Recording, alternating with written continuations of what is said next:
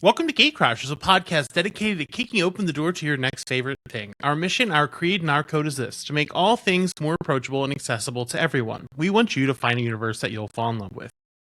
Today, I am very excited to be joined by one of my favorite writers and one of my favorite people in comics, who you will know from series such as Batman and Robin, Superman, Hellhunters, Crocodile, Black, the Fellspire Chronicle book, one of my favorites, and a couple things we'll be talking about today: the Incredible Hulk and Infernal Hulk, and the upcoming horror Spider-Man book for the Midnight Line at Marvel. Phillip Kennedy Johnson, how are you? Good, man. Good to see you again. I'm always excited to see you. It's always a pleasure, especially it makes it so easy when you write good books. It's always easy to have conversations when you give me stuff to talk about. Well, thanks. So I've been very fortunate. The big one this week, Spider-Man was announced. Now, I'm not so curious about your horror origins, but I am curious, what is the horror scene out of a book, movie, comic, wherever? What horror scene has stuck with you the longest? What still lingers in your mind? From a movie. So we can't choose one from real life? You can well, let's see. I do have one from real life. That's actually that I kind of give a nod to in the Spider-Man book. But let's see. Listen, if you want to share it, you're more than, whatever horror has stuck with you. All right. So here's what happened.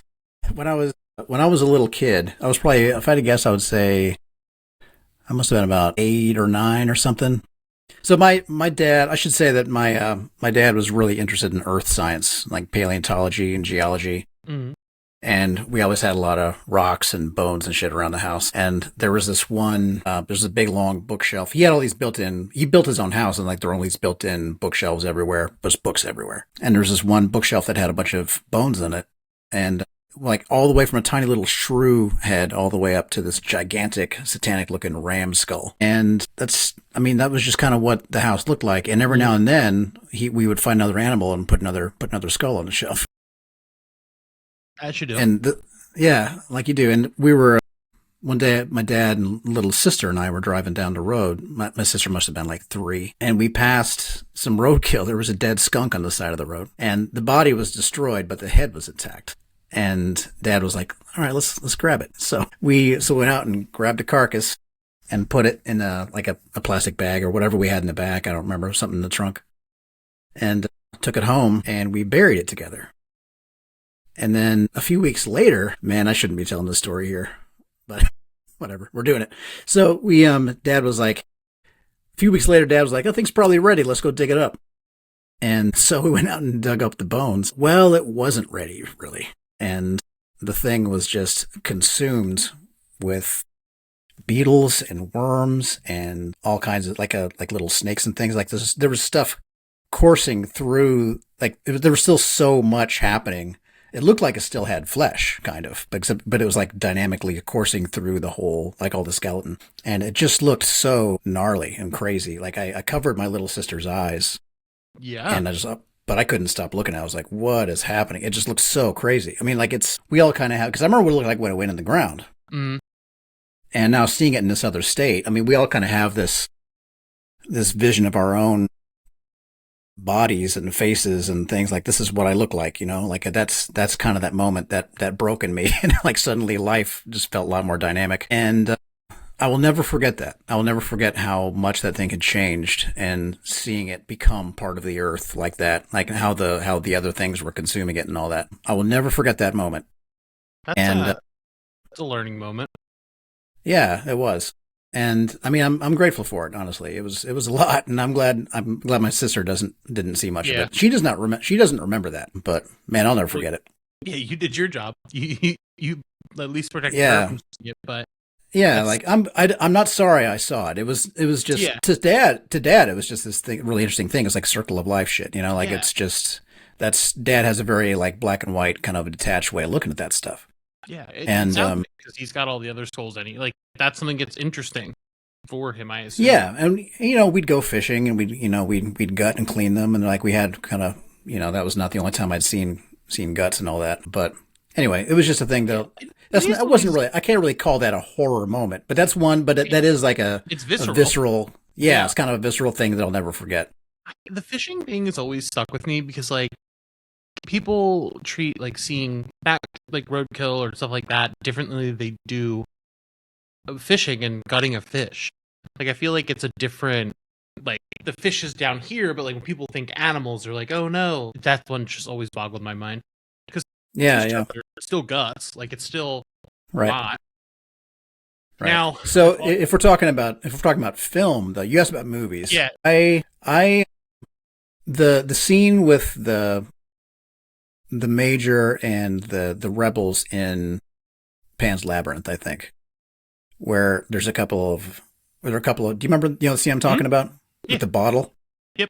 Man, that was rough. Like that movie is so beautiful and haunting and just God, it's just so beautiful. But there are these moments. It's punctuated by these moments of extreme violence that just makes it that much more jarring. So I'll never forget that moment.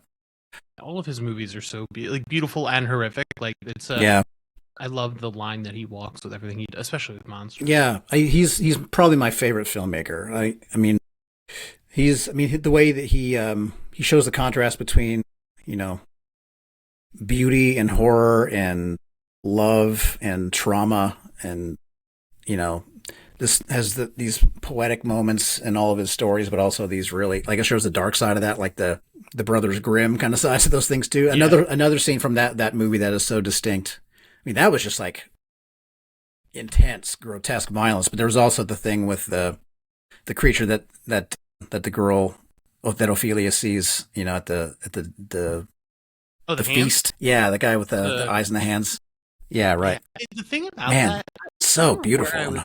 I was listening to somewhere the other day where they were talking about that scene, how it feels like it's always been there. Like it's such an iconic look that you just always, like, you feel like you've always known it because it's like just in your mind. Man, exactly. That's sometimes there are these things where it feels like the storytellers found these things rather than make them. Yeah. And it feels like sometimes when part of the tapestry.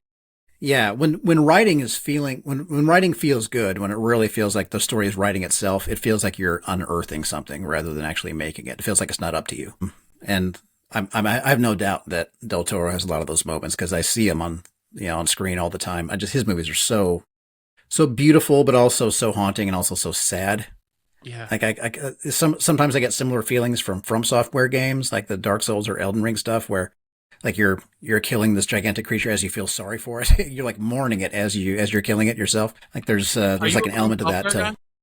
Hell yeah. Interesting. That makes sense to me. I've been playing the Ghost of Yotai. I literally just got off of it. Oh wow. When you texted me, you're like, oh, a little bit longer, and I was like, yes, I get to play a little more. Good. Yeah, I mean these days I'm a little bit of a lapsed gamer at the moment. I'm just drowning in work, but I love the aesthetic of those games. I think the aesthetic is what brings me back even more than the gameplay or anything else. I love just kind of wandering and like exploring and seeing. I mean, as the games have gone on, the storytelling has gotten so much more nuanced. I mean, Demon Souls is cool. Dark Souls is so much more interesting. Bloodborne is perfect. I think Bloodborne's the best. I think that one's always it's so good. That's the only one I've played at least halfway through. I mean, that the world that you're in for that game is just so incredible. And then Elden Ring just leveled up everything. Elden Ring, like the storytelling in that, like you just walk around and the way the attention to detail that they pay to, the environments, to the architecture in particular, like it's like you get this real sense that the world would be there whether you're looking at it or not. Like it's not, they didn't make it for us. We just are fortunate enough to get to walk around and see it. Did you play Red Dead Redemption 2? I did. The second one. That one also felt. I bought it and I haven't cracked it. I bought it like years ago and I still haven't touched it because I got to make time to play that stuff. Yeah, that one you got to put some time. Just because it does feel like the most lived-in world. Like things are just happening and you're just there to see them. That's the best. There's a lot to learn from that. As a storyteller, there's so much I've learned from great games like those, from Last of Us, from the FromSoft games, where it's just, if you don't want the reader or the player or whatever to ever see the seams in the world. You want them to keep looking closer and closer, and just always see, like, you want to answer every question with another question and just never stop. And I mean, you see it in your worlds. Like, you're a world builder. You like to not just make a story. The whole world exists around it. Like the Fellspire Chronicles, the Last God. You wrote your own like music, and I think you wrote the musical language too, if I remember correctly. I did. I guess Like, something felt inauthentic to write it just in treble clef like we would read Yeah. here. I was like, yeah, but how are they reading this? So Yeah, I which wrote is I wrote the music. wild. Yeah, it's And fun. Well, like then you get to see little bits like when you see them. Like if somebody's singing a song in the world and you see little bits of musical notation at the edge, at the fringes of the word balloons and everything. I want it to be the music that they read. And I want people to kind of see that and be like, huh, what is that? Like, it looks like music notes, but not quite, Yeah, it's but if you listeners, if you have not read that one, that is what I will tell you to go read as soon as possible. It's just one of those books that just fucking rocks from beginning to end. Like, and all the thanks, stuff man. you did for the back matter is so good. But Oh, thanks. you've had since then, and since our first interview, you've had quite the illustrious career. You've handled characters like Batman and Robin, Superman, everyone on the Hell Hunters. Now you're at Marvel and you've got the Hulk, but you're coming into a character like Spider-Man, who is, in my mind, one of the big three. You got Superman, Spider-Man, and Batman. Even though it's off to the side, it's not the main Spider-Man. Like, it's a very different take. What does that feel like for you to get to put your name on a Spider-Man book? Like, do you have any fears of those types of things, or how do you handle that? Not fear exactly, but responsibility for sure. And I know that's, we're talking about Spider-Man. That's not meant to be not a pun or anything. My actual note was, how do you deal with the power and responsibility? I mean, honestly, it's apt. Like when I was writing, I'm still writing like Superman, Adventures of Superman Book of L is still coming out, and that's going to cap off my second omnibus. But the whole time I've been on Superman, I have felt the weight of responsibility for that character, and it can't just be a fun story. It needs to, it's a philosophical statement about heroism, about how best to be human, about how best to treat people, about who we're supposed to be. And if there's a character at Marvel that has that too, I think it's Spider-Man. I mean, one could argue Cap, but it's different. Yeah. It's not the same. I mean, Cap is a soldier, and he's like the perfect soldier, but not even the perfect soldier of now. He's a perfect soldier from a very different time. And he's super virtuous and a great leader, and there's a lot to love about Cap. But Spider-Man, something about a guy that does not have what it takes, but refuses to quit anyway. That just, I almost heard Chip kind of boil down Spider-Man to 3 words. He said, can't but must. That's really good. That's just perfect. Yeah, to me, that's what it comes down to. A guy that doesn't quite have what it takes, and he finds a way to win at personal cost. Another way to boil him down would be Spider-Man wins, but Peter Parker loses very often. Poor guy. Yeah, like he has to win at the cost of his own life, his own responsibilities, his own relationships. He cashes all that in to get it done and take down the bad guy and honor his Uncle Ben, who blames himself for. So yeah, Spider-Man. If there's somebody once asked me, like, who's the Superman equivalent at Marvel, and at the time, I think I kind of sat with it for a minute and I was like, there really isn't one. And eventually I came around to, well, okay, it's Uncle Ben as perceived by Peter. And that's close, but in a way, it's almost Peter as he strives to be. Like, Peter strives to be Superman and isn't. Like, if anything, it's the idea that Peter tries to live up to, When we found out what book you were writing, it just made sense to me. I was like, Spider-Man, Superman, easy. Like, it's such thanks, man. It's such a, you are very, the way you write Superman is the most human. Like, I've spoken with this openly, that your Superman is the one that made me want to read more Superman books. Like, it's my favorite thanks, series dude. because of the family, the responsibility, everything you put into this character and your story. Now with Spider-Man, it's coming from a horror line. What is your kind of angle into Spider-Man being horror? Like, what is your elevator pitch for this book for people who are unfamiliar with it so far?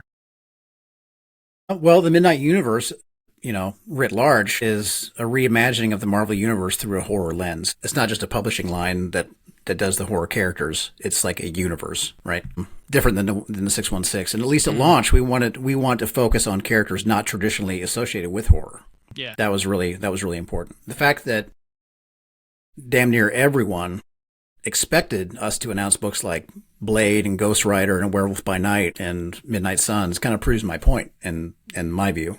Like where everyone expected this book to be about the spooky guys, but those books still exist and will continue to be excellent in the 616. We didn't need them to be part of this universe. Those wouldn't be anything new necessarily. This is a Spider-Man that, like it's like Ultimate in that it is a reimagining, but it's specifically through a horror lens, and it gives us the opportunity to do something really new with the Marvel mythology. In the case of Spider-Man, inspired by the films of Cronenberg and John Carpenter and Del Toro, and the manga of Junji Ito. It's gonna be horrifying. And others. Yeah, it's gonna be it's gonna be horrifying. That's the energy of this book called for like an art style that I've never really worked in before. I wanted something like different, and ScieTronc is just the perfect guy for it. He's amazing. He's so excited when I saw the name. I was like, oh my god, like that is such a good pick because it's. Yeah. And all three of the books have such amazing artists. Like I'm so excited to see the fact that the covers are going to be kind of not hidden, but like you only get a slit. Like you only see a little bit of each cover, and then you get to open it and see what's behind. It's so cool. Yeah, you get that narrow window. Yeah, we're really playing that up. Do you remember? Did you watch Battlestar Galactica, the remake when it was coming out? At the very beginning, after the opening, like music. Like there was that big drum break where it was like a quick frenetic, like a series of images that were from the episode you're about to watch. Yeah, I just love that. Like I love that they redid it every time. I'm trying to treat that window on the covers the same way. Just give them just a peek at what's coming, and then they open the cover and you see the reveal and how that changes the storytelling of the cover.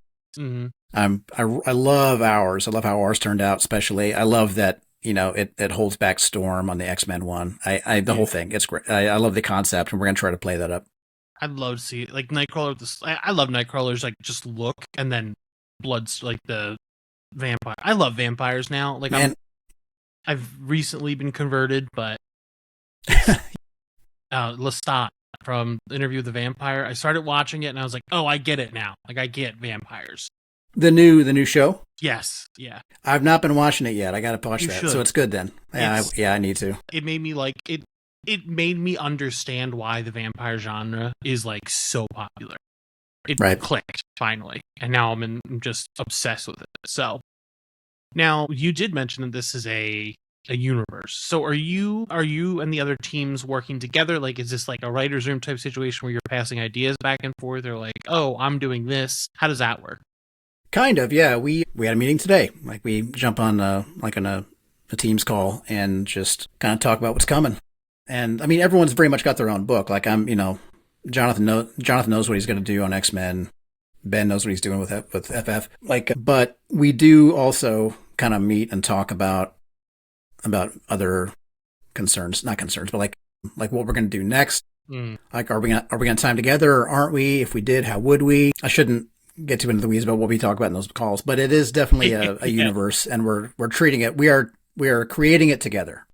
I really like that, especially because I like all the people involved. So yeah, no, they're great world builders themselves, both of them, and all the art styles are wildly different. Yeah, thanks. Yes. Yeah, all the art styles are so different, and that's been really fun. Like how we're gonna make it feel cohesive, but also have such different art styles.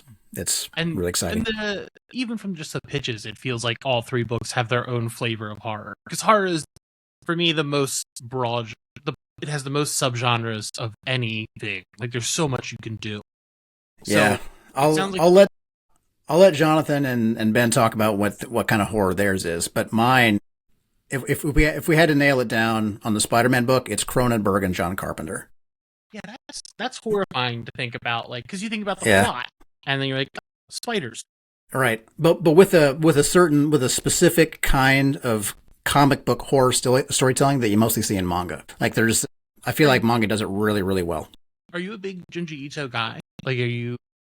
Yeah, I don't read a lot of manga generally, but I love Junji Ito. And there's a book that he did not do called Parasite that I liked very much. Parasite with a Y. Really Monster is really good too. If you want to read that, that's another. I think you'll like it. Junji Ito, his art is unbelievable. But there is a book that I will suggest it's called Junji Ito's Cat Diary. It's about when him and his wife moved in together, and he had to build a relationship with their cats. And it is extremely. It's drawn, and he draws it like a Junji Ito book, but it's just a very. It made me cry just because like it was after I got cats, and I was like, oh, I get it. Like they're my best friends now. Like before, I was not a cat person. It's worth your time if you're okay. No, I'll totally check it out. Now, with Spider-Man, what do you think his potential is for horror? Like, what about him and his world kind of speaks to you? Man, the whole concept. I mean, the concept of how he gets his powers and what he becomes. It kind of. I mean, if we're really trying to make sense of it, like almost any superhero story becomes a horror story if you kick the tires on it. Yeah. Like, you know what I'm saying? Even Superman, like everything, like Brightburn is like the horror take on, like if you really start to question things, especially with like weird body powers, it becomes scary real fast. And that is almost never more true than it is with Spider-Man. Excuse me. So I know that, you know, the whole man spider thing happened in the story. Like when you have a book that's been around as long as Spider-Man, you're kind of in a situation where so much has been done that you have to kind of look out for potholes constantly. Like, you know, what could we do that's not already been done? That was a concern on Superman. It was a concern on Hulk. On Superman, I had to kind of just embrace the fact that there was going to be stuff in common with old books and just kind of just let it be different in the execution. And, you know, Hulk to the same degree. Spider-Man, I'm constantly aware of things like the Clone Saga, like the Six Arm Saga that became the Man Spider stuff, all the things that have happened in animation. And, you know, there's so many things that I have to kind of look out for. I'm just constantly, the big one is Man Spider, because that was kind of like because of the way they used it, especially in the animated series, that was the one that people still kind of remember. And I will say, you will see body transformation stuff the way that we have in the Hulk books. So if you're trying to find common ground with Man Spider, I guess there's stuff there, but it's not as simple. Like in the Man Spider stuff, you're seeing Peter just simply becoming more of a spider himself physically in a kind of an obvious way with 6 limbs and like the weird toothy things. This is quite different. Like what's happening is not as simple as Peter just becoming a spider. There's something else happening. I don't want to spoil it, but I'll tell you that it's a much. I mean, honestly, having stories like that have come before, kind of was almost liberating because it sort of painted me in a corner creatively. It's like, what can we do different that makes it really creative and interesting and mind-blowing? How can I blow people's mind? People have already seen Man Spider. How can I go way harder and further in a way that nobody's going to be making comparisons at all? Like they're going to look back at Man Spider and kind of paddle on the head like, oh, that's adorable. But then we did this other thing, you know? So Man Spider's very much the animated, like the cartoon version of what we're about to do. That's wild.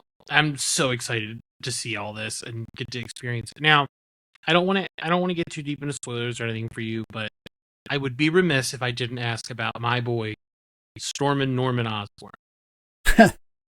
Is he someone who is on your radar? Like, what are your? I don't want to ask what your plans are, but are there plans for Norman? There are. Cool. I'll say, I mean, this is not too much of a spoiler. In issue 1, we see. So again, we're not just reimagining Spider-Man or his origin. We're reimagining the whole universe. All right. So, but there are also commonalities. I want people to see things that they recognize and get excited when they see how different we're treating them. So, I will say that in this universe, there is a city block of Manhattan called Osborn Square, and it's like this gigantic like headquarters / temple, basically, like this crazy place. And a fair bit of the story will meet a lot of characters in Osborn Square. I'm so excited. So, you know, Norman, it might be a minute before you see him, but that's fine. But his presence is felt like from the very beginning. That's how he should always be in the Yeah. darkness. Now, There is one other character that I'm curious. Have you figured out a way to make Big Wheel horrifying yet, or are you still working on that? I haven't gotten around to Big Wheel yet. Someone's got to get around to Big Wheel. Nobody's using him. He's there. He's got We'll figure it out. potential. Thank you. You know what? For you, I'll get there. A big flesh wheel. People would like it. I think it'll sell variant covers. So, Sure will. There you go. Like, I want to see that'll get Daniel Warren Johnson on the book. I'll be like, yo, we want to do a Big Wheel issue. He'll be all over it. We've got Big Wheel. Now, Spider-Man is pretty far off, but right now we are in the heat of your Hulk. Your Hulk is a 3-act. Your Hulk is a 3-act play, and this is where, if anyone has been worried about like your approach to horror, this is what they should be reading, because it's like such a good body horror book, but it's more than that. Like, you see a lot of the body horror before, but you kind of delve into all these different types of horror I want to talk about a little bit. But there has been something that's been on my mind since I first read the book, which is in issue 1, which is something about equating killing to being a good soldier. Where did that scene come from? Because it's soldiers talking to each other about what being a good soldier means.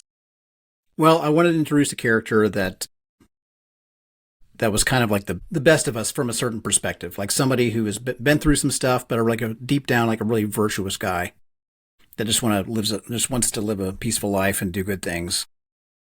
And that person ends up being corrupted. And like, that's how we see that Hulk is no longer just Banner's monster now, because of what's happened with Eldest and everyone and what he is now as the, kind of the unspoken father of horrors. He is now everyone's monster. Like, he can corrupt anyone and anything. So we see that through Bridger. The idea of, like, when he's talking to that kid, the kid's like, oh shit, you're Bridger. Like, the guys at the unit talk about you. And like, they say, like, you're a war hero. And he's like, no, there's no heroes in war. And he's like, well, like, you killed a lot of people at least. And he was like, that's the opposite of being a hero. Like, that's, nobody's trying to, like, we're just trying to protect each other. No one's doing it for high-minded reasons. Everyone's just trying to not get shot. And the good ones help your buddies not get shot. So let's get out there and not let each other get shot. All right, that's all. Just look out for each other, It's only like a 2-page-ish thing, but it's beautiful. Like, it really made the book stick. And you were talking earlier about how all of your books kind of have like a mission statement almost. Like, what is your thematic through line? For Act 1 and 2 of Hulk, what has that been for you? Like, what are you trying to do before this big infernal? What's the mission statement, Ben? Yeah. The idea is just kind of examining what it means to be a monster. Like, in a way, I kind of boil it down at the very beginning of Hulk War #1 that we saw in that Free Comic Book Day preview. Actually, you know what? I'm going to pull it up right now. I'm going to read that out loud, if I may. Yeah, please. I wasn't able to get the issue, so please read it. Oh, okay. Yeah. Let's see. Issue 1. Okay, here we go. So this is we're seeing, in that, forgive the spoilers if you haven't read it. So it's, you see New York under siege by monsters. Like the Baxter Building has been transformed, and the monsters that were once the Fantastic Four, like, kind of, circling it and covering it. And we have this monologue as we are introduced to these new monsters that Hulk has created from our heroes. The monologue reads, "Every war has its heroes, titans whose remarkable stories outlast their wars and their short lives, whose stature grows in the telling. Heroes of legend must be tested not against mortals, but against monsters, grim, loathsome creatures to be slaughtered that the hero's mettle can be proven. But does the monster fight any less to protect its young? Does it fear not winter and famine in the hunter's iron? The titles of hero and monster are bestowed after the carrion birds have fed. When the two meet in battle, they're the same. What nobler ruler than Vlad Dracul, savior of Romania?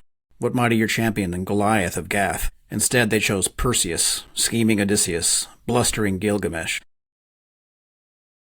When the carrion birds feed this time, the tale will be ours to tell. I've taken those that I call monsters and made them heroes." So it's just kind of the idea of like who's the monster here, you or me? And like, the victor gets to decide that. That's That's wild for a whole comic. Just like that, that monologue is so good. Everything about this run is incredible. Now, something else I'm really excited about, especially in the kind of the first half of The Incredible Hulk, is this kind of Appalachian horror. This like backwoods, not backwoods, because Appalachia is way more than just backwoods. It is just woods.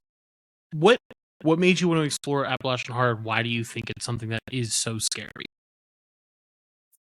I just love the environment. I love the American South. I wanted to spend some time just seeing Hulk and Banner walking the roads of the American South, kind of like the old show.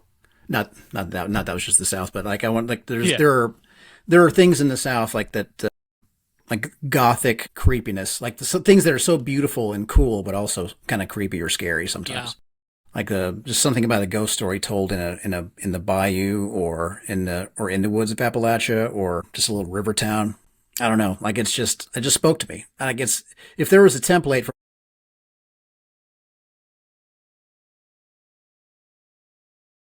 that is such a good. Yeah, I actually read Hellboy for the first time recently. Really? So all of it. Welcome. So good. It's so good. Yeah, and the way that Corbin drew that book in particular, it looks like the South, you know, and it has that beautiful kind of fairy, that folk horror / witchcraft type stuff that's just so creepy and cool. And I wanted to bring some of that into Hulk. I wanted to make Hulk into kind of a lightning rod that tracks these other monsters and walking through these tales of like these ghost stories and folk tales to which the rest of us are blind, you know? It's also nice to like go from all these other series that are like in New York or these other major cities and get to see other parts of America. And the part of Appalachia, my fiance's from North Carolina, it's like we've driven through so many mountains and like these areas where like there's nothing. It's just like mountains and like cliffside. And it's really scary at night when you're like looking out and you're like, there could be shit out there and I would never know. I wouldn't be able to see it. Man, those towns are amazing because they're so, like when the roads and interstates were kind of getting more, you know, far reaching and all that, some of these little towns are really isolated and it helps cultures kind of stay unburdened by influence of other cultures. So like you'll go to some place and, you know, it's almost like people have the same physical features in a place that like as each other, but you might not see them elsewhere, or they have a certain way of talking that you might not hear elsewhere, or a certain kind of music that's a little bit different than you've ever heard before. Like I used to date a girl in college that was from one of those little, like a little dying coal mining town. Mm-hmm. And whenever I would go there, there's not a single chain of anything there. Like if you go to a shoe store, it's like, you know, Jake's Shoes. It's just like, it's just everything's named for whoever, you know, made it. It's just wild to see these places that are untouched. Like they'll have really unusual words for things, or a certain, if you go to church, this is an unusual lilt to the music that you don't hear anywhere else. Yeah. It's just fascinating. It's just like a step to the left of everything else, you know. Remind me after we get off recording to tell you about the in-laws of the town that my fiance is from. It's such an interesting story. Now, you're also dealing with Eldritch horror, especially with Infernal. Yeah. You have built an entire Eldritch city. Where did all of that, like, what was the process of building out your city? Is there extra stuff we haven't seen on page? Like, have you built culture for these people? Like, what's going on there? You talking about Golgotha, the living city? Yep.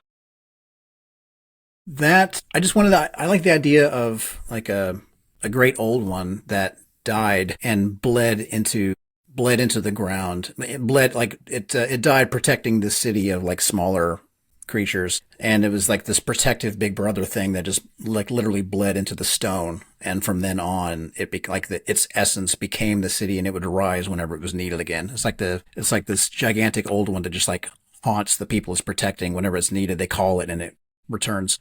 I don't know, it's just an idea that's been floating around in my head that I wanted to use. I mean, it's a simpler, smaller version of it was Brother Deep from issues 2 and 3. Where like there's like this giant eldritch horror that was like buried in this coal mine, and as it was burning, the fumes went through the soil into the people that lived above the town, like in the coal mine, and they like it's almost like this hive mind where they became like it's worshippers kind of, and they would just get down there and just dig constantly. It's like the Las Plagas from Resident Evil 4 kind of. Yeah. Kind of like that, where like they're just like digging, trying to dig their master out all the time, like with their hands, Yeah, and it hurts. Yeah, of course. There's so Yeah, much. and then Go ahead.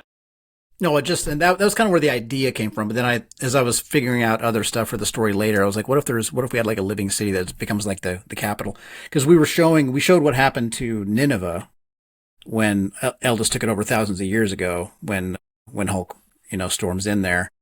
Like, what if that city came back again?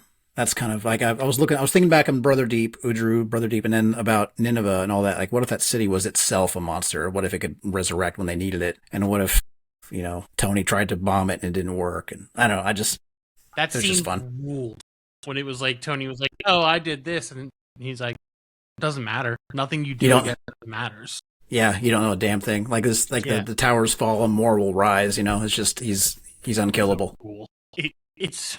He's so scary. Like, it's so interesting to see the Incredible Hulk, who's always like scary, but actually like really be horrifying with the split down his entire body. With that, Hulk has always had multiple personalities.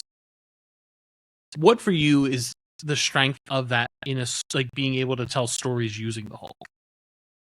Oh, man, there's just so much. I've been saying since I got on this book, like the beauty of that, the genius of the Hulk character is in its simplicity, is that any little kid can get it, but you can also, it also has this complexity that you can just keep digging into and find more things you can do with it. A kid gets the idea of a big scary rage monster that you turn into and start trashing things. Anyone understands that, but it can be a metaphor for so much. Yeah. I mean, it's been used so effectively to tell stories about child abuse or anger issues, of course, or just family history of violence or addiction. I wanted to tell a story about substance abuse, like the whole idea of like, what did I do last night? Like somebody who is just hounded by this part of himself that he hates. Like everyone has something about themselves that they hate or that they're afraid of. Like if only I could stop drinking, if only I could not get so pissed at work, or I could stop gambling, or if I could stop, cheating on my wife, or I could stop eating, or if I could, whatever the thing is that they feel is ruining them. Mm-hmm. Like if only I could get this under control, things would be great. But whenever they get close to something they want, that part of them that's broken emerges, and then they just like black out and they wake up and everything's, crap, I did it again. That's what Hulk is to me. That's kind of the theme underneath all of this. And I wanted to, it's kind of, I'm probably getting too into the weeds, but I kind of, there are elements of Carl Jung's psychology and philosophy in it. The way that he broke down people into archetypes, mm-hmm. Where there's the persona that we show everyone. There's the shadow underneath all of us that, does all the, pushes us towards our worst inclinations. Mm. There's the anima or animus, like according to Jung, I have doubts about this part, but like it's the, for us, there was we have a female aspect, or for women, they have a male aspect that we, like for the female aspect would be an anima, or for male it would be an animus, that kind of fleshes us out more completely. And then there's the self that represents all those things together. Hulk, Banner, and Charlie are the persona, shadow, and anima, essentially. That's why. That's deep. That's are you gonna bring up like Maslow's hierarchy of needs of Spider-Man, or maybe we'll see? Yeah, but there are other archetypes too that are less important, less crucial than those than four, I guess. But there's also like the trickster and the child god and the divine child. Like those show up in the book too. Sometimes it was just kind of a fun way. Like it just made sense to do stuff like that with Hulk because of the whole concept of all the alters, and how there's all these elements, all these different elements of Hulk that have been used over the years. So many of those just line up perfectly with archetypes that came out of Carl Jung's work. Yeah. So that's why I wanted Joe Fixit. Yeah. And kind of guy. Yeah, sort of. Like sometimes I'll bring out a bad guy in a very clear form. Like the child god is very clearly Eldest. Like the way that we see the big flashback. We see Eldest when she had taken the body of a child herself and it was worshipped. And there's the idea of mother, like mother is a huge one. And of course, the mother of horrors is what that is. Yeah. So I just wanted to I'm going to have to bring all that up. this with that in mind. Yeah, you're going to see a lot of those archetypes in like now we've seen the Hulkscape now, and like lately now that Hulk himself is trapped in there with all these other quote unquote archetypes that are in there. Yeah, so it's been really fun. And you've been doing this book with Nic Klein for a very long time. How do you think your partnership on this book has evolved since the beginning? Do you feel like you two work like more seamlessly now that you kind of understand each other? Like what's that like? I've had to win him over in a few little ways. Like I mean, we always got along. Like we've been, super close almost from the jump. Nick just wants to make great art, and that's all he wants to do. He's just making great art. He loves having more space on the page. Like whenever there's too many panels, he's gotten more and more comfortable calling me out when I have too many panels on the page. He's like, this 4-panel page should be a splash. I'm like, all right, well, we'll figure it out. And usually whenever he asks for that stuff, I try to find a way to make it work for him. Like sometimes there's a lot of beats that I have to get on the page somehow. But whenever he asks me for a splash or for more panels to become fewer, pretty much every time I'll find a way. It's like, you know what? I'm just going to do it. I'm just going to make this into a 1-panel page, and I will just figure it out. And I put myself there where there's just no choice except to do it, and I'll just do it. And I'm like, okay, this page is now locked in. It's a splash, and that's it. Because whenever I do, his work fucking sings. Yeah, it's amazing. Yeah, whenever you give a splash, I've never regretted it. And his like style, he's able to switch his style very easily. Like he will go from there's some panels when you're in like the Hulk Mindscape, it looks completely different than everything else. Like it's just beautiful. Like when he's doing those pages, he's painting those himself in watercolor. Wow. Yeah. Just like, jeez, it's incredible. Nuts. Yeah, like so beautiful. The regular pages are drawn and inked by him, penciled and inked by Nick, and then colored by Matt Wilson digitally. Mm-hmm. And then when we see the Hulkscape pages, those are all watercolor. Like that issue, I think it was Infernal number 4, I believe. That's all, with the exception, I think, of the very, very opening. And is it even at the end? I think it's just the beginning. A couple pages by Matt, and everything else is all watercolor paintings by Nick. He's doing them by like physically in the flesh. Wow. They are watercolor pages in the world. I'm gonna have to go see if he posts them anywhere so you can look at them. They're amazing. So good. It's so nice to have like your whole Hulk be you and Nick. It's been very interesting to see. Thank you. That, even when there is other people working on the book, even the next issue has Adam Gorham, who's great. Yeah, but like he is great. It is very nice to see a duo book go for so long, and I'm so excited to see where it's going to go. Thank you, man. Now, one final question. Sure. The last time we spoke, it was all about Superman, and the war world, the whole saga was incredible. Looking back on it, do you think you succeeded at your mission when you first set out to write Superman? You're not done your mission. Like you're still writing Superman, but like, do you think you have accomplished what you wanted to with the character? Yeah, I'm pretty happy with it. There's going to be 2 giant volumes of it out in the world that I couldn't be prouder of. I think that my love for my son is very clear on the page that he'll be able to go back and read someday. He's read a lot of it now. But he'll understand it when he's older. Yeah. I mean, there are things I wanted to say about human trafficking, about refugees, about family, about the nature of heroism and of legacy that I wanted to say. It was never like, none of it was just about spectacle. It was never about just like smashing toys together or seeing like cool things happen. It was about those things. And I feel like I did my best to put those on the page. And I got to do all this back matter for the omnibuses and, flesh out the lore. Oh my God. Yeah. If you get the chance to see the first one, especially, I mean, the second one's coming again. Like we're doing the second one now. Mm-hmm. Does the second one include all of the latest series too? Yeah. I'm gonna have to go. There's gonna be a lot of stuff in there. Next time I'm down in Third Eye, I'll grab it. Yeah, well, the second one's still coming together, but the first one, the first one's out, and it's got. If you remember, you saw there were some journals that Clark had written while he was a slave on Warworld. There's like dozens of journal entries that did not make it into the book that are in that volume. There's this giant map of Warworld that gets into the history. There's like a legend that talks about the history. There's script to page stuff with Ricardo's pencils. Oh, that's all right. I'm gonna have to go buy it. I'm gonna go pick it up. I love back matter.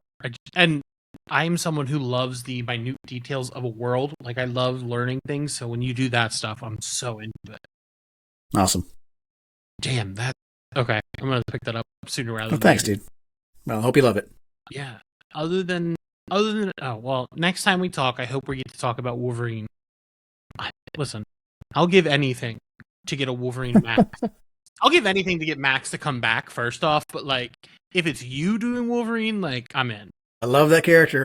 Yeah, I'll spoil it. I just wrote another little short story with him in it, just not like today. Like, I'm just, every chance I get to write Wolverine, I will. You're going to see more Wolverine with by me this coming year, like this year. Good to know.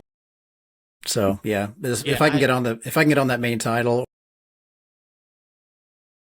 Yeah, I'm gonna light candles about it. I'll do whatever voodoo I have to do to make that happen, because it just feels right. Yeah, I promise I'll get it done. Yeah. All right. Good. All right. Well, other than these books, what should people be picking up from you? You mean like stuff that's already out, like that's been out? Man, it just depends on what they're into. Like, if you like high fantasy, I'm so proud of The Last God, which, as you said, is now the Felspar Chronicles, book 1. So good. Let's see. I'm very, very proud of Crocodile Black. That's like my psychological crime noir story set in Baltimore during COVID. Kind of deals with, what we all dealt with during COVID and the power of masks. And I'm super proud. It's real dark, but I'm proud of it. Man, my first books ever were Last Sons of America with Matthew Dow Smith and Warlords of Appalachia with Jonas Scharf, who's now doing big stuff at Marvel. I'm very proud of Warlords. I would happily do more of that book. That's like Dune set in the American South, kind of. It's like a... I'll have to go pick those up. I don't think I've gotten to read those yet. You'd really like Warlords. We're talking about, like, I wrote a song for every issue and printed the sheet music on the back cover. So now in the trade, it's like each issue starts with the like a mountain song. If you look up my name, actually you just look up Warlords of Appalachia trailer on YouTube. There's a trailer that we made for the first book that's got one of those songs recorded on there. Oh, that's you can hear it. Yeah, it's fun. All right, I'm gonna do that. I love writing music for my books. It's just fun. Makes the world feel more real, What award did you win? An Emmy? Not an Emmy. What was it? A Grammy. Grammy. That's how I should have announced you. Grammy Award winning. Yeah. You did it, so it's super cool. I recorded an album that won a Grammy. Yes. Yeah. But it wasn't like my solo thing. You're very humble. It was not the Phillip Kennedy Johnson album, but it was. I did play on it, and it won a Grammy. It was very cool. Yeah, all of you guys are Grammy winners. You can find us at gatecrashers.fan, where we do all of our reviews, interviews, and everything in between. Thank you.